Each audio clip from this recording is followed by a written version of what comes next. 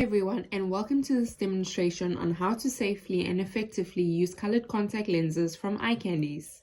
Washing your hands is key. This helps prevent any bacteria from transferring to your contact lenses, so make sure you thoroughly wash your hands first.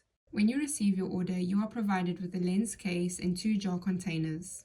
There is an indication on the container of where you should pull up the tag and gently peel off the metal parts. You should always fill up the contact lens case with fresh solution. The most important part of when applying contact lenses is making sure that they are on the right side. As you can see in this video, the left hand side shows that it is inverted and the right hand side shows the correct way of how the contact lens should face. The edges should be smooth and round. If you struggle with inserting contact lenses, gently use 2 fingers to open your eye and then place the contact lens in. If this traditional method does not work for you, EyeCandys includes a free applicator tool for you to have the easiest application, especially if you have long nails. Don't worry if you didn't pay full attention to this video, there's a leaflet with instructions in every order for you to read at your own pace.